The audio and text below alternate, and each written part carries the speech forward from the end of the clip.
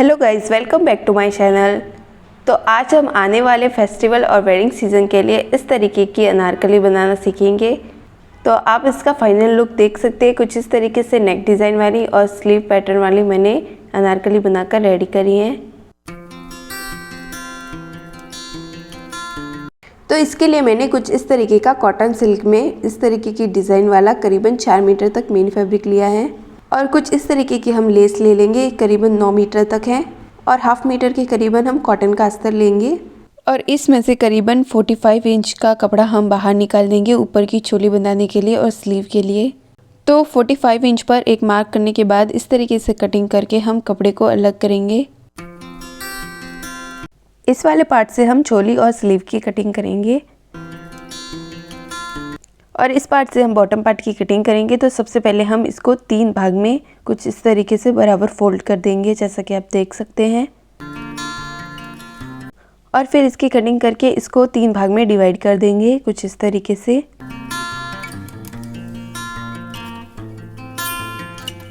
अभी हम इन तीनों भाग को एक दूसरे पर इस तरीके से सीधा करके रख देंगे, जैसा कि आप देख सकते हैं, और फिर हम क्या करेंगे, इसको फ्लावर की डायरेक्शन में कलियों की कटिंग करेंगे।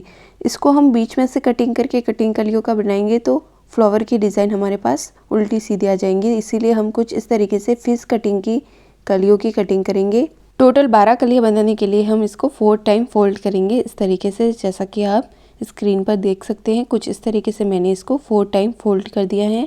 अभी हम फ्लावर की डायरेक्शन में इस तरीके से इसकी कटिंग करेंगे।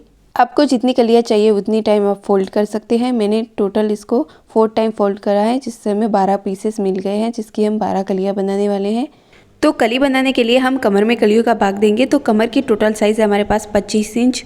25 में हम 2 इंच एक्स्ट्रा लूजिंग के लिए ऐड कर देंगे और 27 इंच को हम 12 से डिवाइड करेंगे तो 2.25 आएगा। तो 2.25 पर हम इस तरीके से बीच में सेंटर पार्ट लेते हुए मार्क कर देंगे।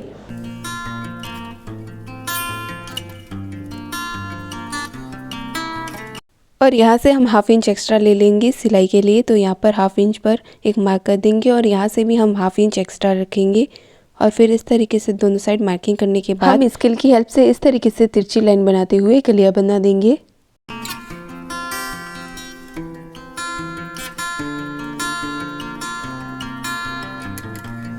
अभी हम इसकी कटिंग कर लेंगे।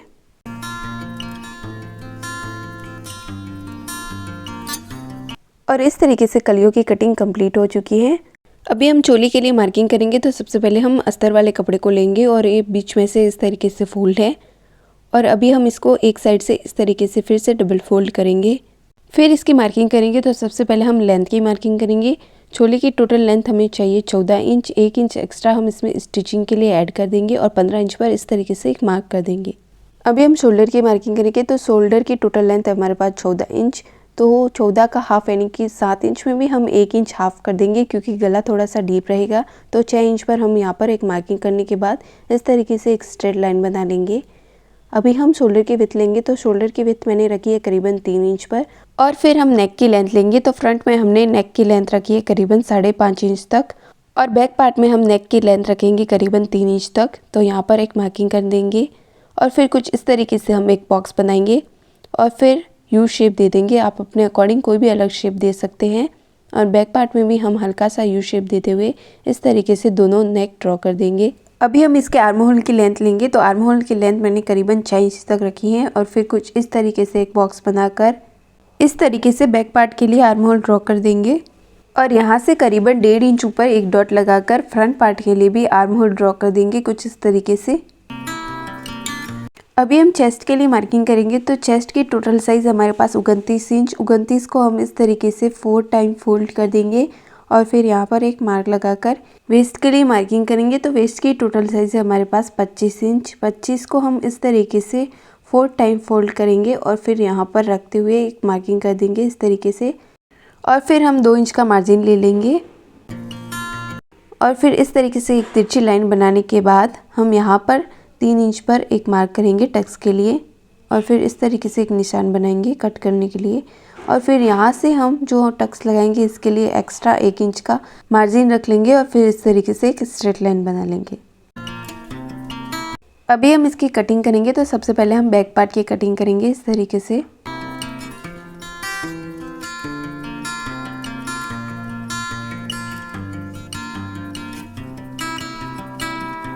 अभी हम इसमें से बैक पार्ट को अलग कर देंगे और फिर फ्रंट पार्ट के लिए भी इस तरीके से कटिंग कर देंगे।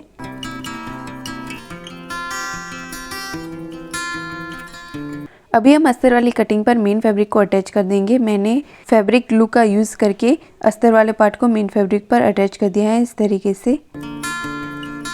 अब हम बचे हुए कपड़े से स्लीव की कटिंग करेंगे। तो सबसे पहले हम इसे इस तरीके से वन फोल्ड करने के बाद हम इसे डबल फोल्ड कर देंगे। अभी हम इसके विड्थ का मेजरमेंट करेंगे। तो इसका विड्थ का मेजरमेंट हम आर्म होल के साइज़ के बराबर लेंगे। तो इस तरीके से आर्म होल को थोड़ा सा ओपन करते हुए हम इसकी विड्थ ले लेंगे। अभी हम स्लीव के लेंथ का मेजरमेंट करेंगे। तो स्लीव की टोटल लेंथ हमें चाहिए 20 इंच। 20 में हम 6-7 इंच एक्स्ट्रा स्लीव के नीचे चूड़ियाँ बनाने के लिए जॉइंट कर देंगे और फिर यहाँ से हम 3 इंच का डीप रखेंगे और फिर कुछ इस तरीके से हम पत्ती का शेप दे देंगे। ये बैक आर्म होल के लिए हमने ड्रॉ करा है और यहाँ से 1 इंच का डिप देते हुए हम फ्रंट पार्ट के लिए भी आर्म होल ड्रॉ कर देंगे। अभी हम स्लीव का बॉटम लेंगे। तो स्लीव का बॉटम मैंने 4 इंच तक रखा है और 1 इंच का मार्जिन रख लेंगे और फिर इस तरीके से एक तिरछी लाइन बनाकर हम इसकी कटिंग करेंगे। तो सबसे पहले हम बैक पार्ट की कटिंग करते हुए इसकी कटिंग कर लेंगे। अभी हम इसको बीच में से ओपन करेंगे और फ्रंट पार्ट की भी इस तरीके से कटिंग कर लेंगे। अभी हम इसकी स्टिचिंग शुरू करेंगे। तो सबसे पहले हम इसका नेक बनाएंगे। तो इसके लिए हम यू शेप में और सेम साइज़ में 1-1.5 इंच चौड़ी स्ट्रिप लेंगे और इसके ऊपर रखते हुए और यहाँ पर सिलाई करके जॉइन करेंगे।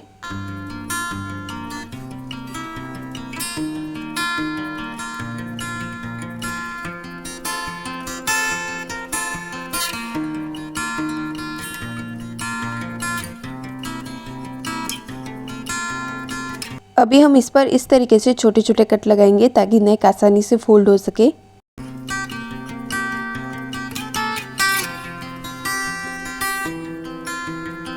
अभी हम इसको इस तरीके से अंदर की साइड वन फोल्ड करके और एक रफ सिलाई लगा लेंगे इस तरीके से।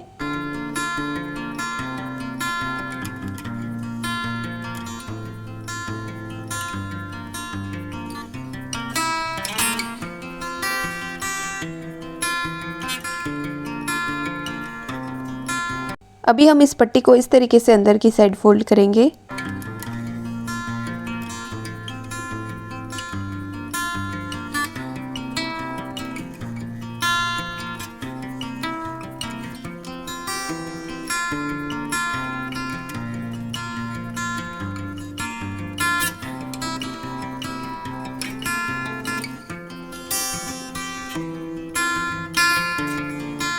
और यहाँ पर हम तुरपाई लगाने वाले हैं। आप चाहें तो यहाँ पर सिलाई भी कर सकते हैं। और यहाँ पर जो हमने दोनों साइड कट लगाया था यहाँ पर हम टक्स लगाएंगे। तो यहाँ तक टक्स लगाएंगे। कुछ इस तरीके से हम इसे बीच में से इस तरीके से फोल्ड करेंगे और टक्स लगाएंगे। तो मैंने ये फ्रंट टक्स की लेंथ रखी है करीबन 4 इंच तक और इसकी विड्थ हम करीबन ½ इंच तक रखेंगे और इस तरीके से एक तिरछी लाइन बनाकर हम इसके ऊपर सिलाई करके टक्स बना लेंगे।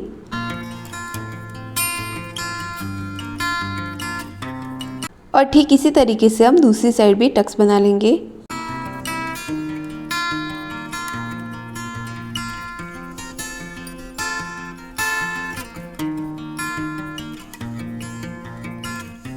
अभी हम बैक पार्ट लेंगे और इसका भी नेक रेडी करेंगे। तो इसके लिए भी हम सेम प्रोसेस यूज़ करेंगे। तो एक स्ट्रिप लेंगे और यहाँ पर सिलाई करके नेक बना लेंगे और फ्रंट पार्ट की तरह यहाँ पर भी हम टक्स लगाएंगे। तो ठीक फ्रंट पार्ट की तरह यहाँ पर भी मैंने नेक बना लिया है और दोनों साइड टक्स लगा लिए इस तरीके से। अभी हम फ्रंट नेक में डिज़ाइन बनाने के लिए इस तरीके की लेस को लेंगे और फिर कुछ इस तरीके से हम इसके साइड वाले पार्ट की कटिंग करके कुछ इस तरीके का शेप दे देंगे, जैसा कि आप देख सकते हैं। और इस तरीके से फ्रंट नेक में लगाने के लिए मैंने लेस को रेडी कर लिया है। अभी हम इस फ्रंट नेक पर इस तरीके से रखते हुए एक सिलाई करके इसे जॉइंट कर देंगे।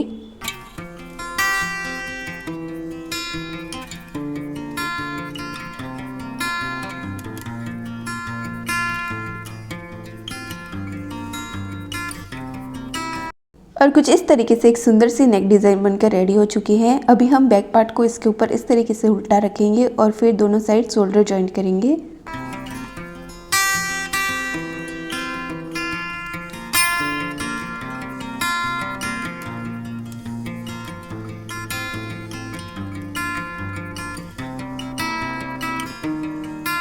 शोल्डर ज्वाइन करने के बाद हम इसकी स्लीव को ज्वाइन करेंगे।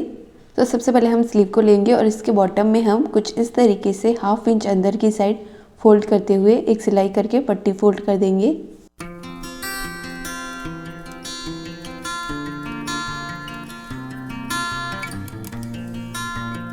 अभी हम इसके आर्म होल से स्लीव को ज्वाइन करेंगे। तो हम स्लीव को लेंगे और जो बैक वाली कटिंग है इसको हम बैक पार्ट पर और फ्रंट पार्ट की कटिंग को इस तरीके से फ्रंट पार्ट पर रखते हुए सिलाई करके ज्वाइन कर देंगे।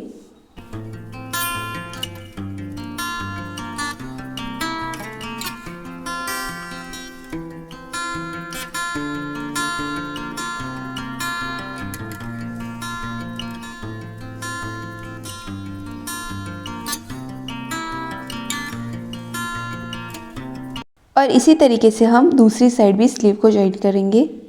अभी हम इसका बॉटम पार्ट रेडी करेंगे। तो इसके लिए हम कलियों की कटिंग को लेंगे और सबसे पहले हम 6 कलियों को एक साथ ज्वाइन करेंगे। तो इस तरीके से हम एक दूसरे पर रखते हुए और सिलाई करके इसे ज्वाइन कर देंगे। ठीक इसी तरीके से हम 6 कली को ज्वाइन कर देंगे फ्रंट पार्ट के लिए।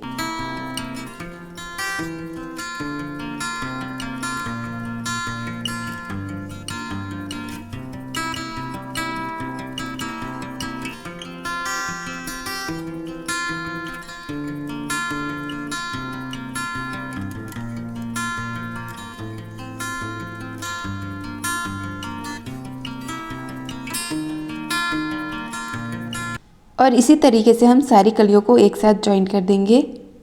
बाकी की 2 कलियां भी हम ज्वाइन करेंगे इससे। और ठीक इसी तरीके से हम बैक पार्ट भी बना लेंगे और फ्रंट पार्ट को भी दोनों साइड बना लेंगे 6 कलियां ज्वाइन करने के बाद। और फिर हम चोली को बॉटम पार्ट से ज्वाइन करेंगे। इन दोनों को हम ज्वाइन कर देंगे। तो कुछ इस तरीके से हम सबसे पहले अपर पार्ट की एक साइड को लेंगे, यानी कि फ्रंट साइड को लेंगे और इस पर हम बॉटम पार्ट को इस तरीके से सीधी साइड अंदर की साइड रखते हुए और उल्टी साइड ऊपर की साइड रखते हुए और 1/2 इंच का मार्जिन छोड़ते हुए सिलाई करके ज्वाइंट कर देंगे।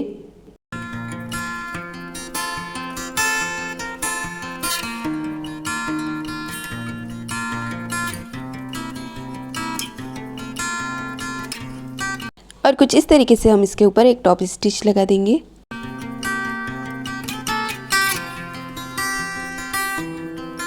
और ठीक इसी तरीके से हम बैक साइड में भी बॉटम पार्ट को अटैच करेंगे।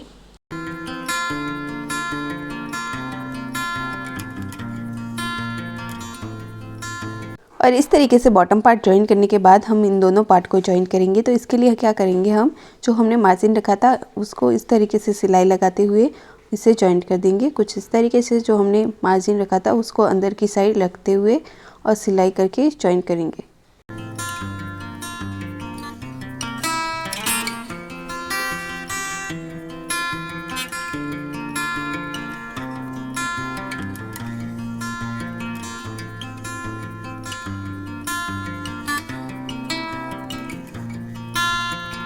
और जिस तरीके से हमने यहाँ पर सिलाई लगाई है ठीक इसी तरीके से हम दूसरी साइड भी सिलाई करके इसे ज्वाइन करेंगे। और कुछ इस तरीके से सिलाई लगाकर मैंने इसे ज्वाइन कर दिया है। आप अपने अकॉर्डिंग फिटिंग सिलाई और भी लगा सकते हैं। अभी हम कुर्ती के बॉटम में पट्टी फोल्ड करेंगे। तो इसके लिए हम क्या करेंगे, जितनी हमें लेंथ चाहिए उसके अकॉर्डिंग लेंथ रखते हुए और जो एक्स्ट्रा रहेगा उसको इस तरीके से अंदर की साइड फोल्ड करते हुए और यहाँ पर पूरे में सिलाई लगाकर पट्टी फोल्ड कर देंगे कुछ इस तरीके से।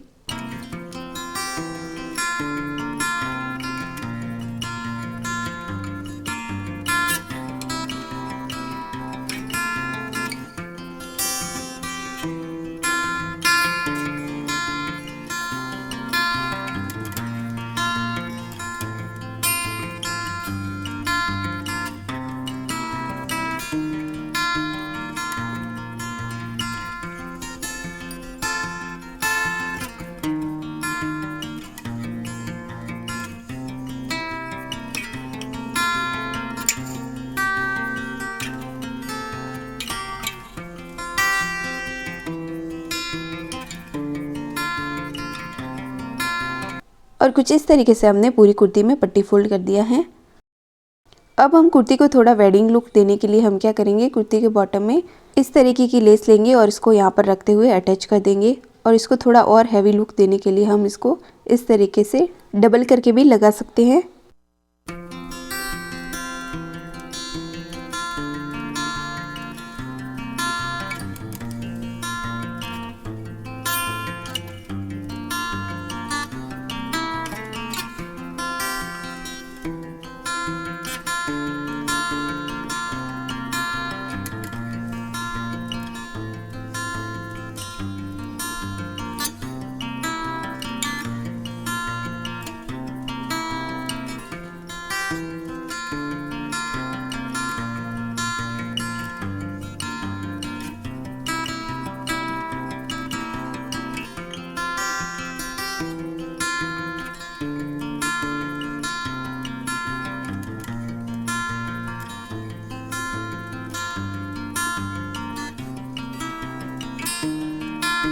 और कुछ इस तरीके से हमारी कुर्ती बनके रेडी हो चुकी है। अगर आपको मेरी वीडियो पसंद आई है तो please like share and subscribe. Thank you for watching.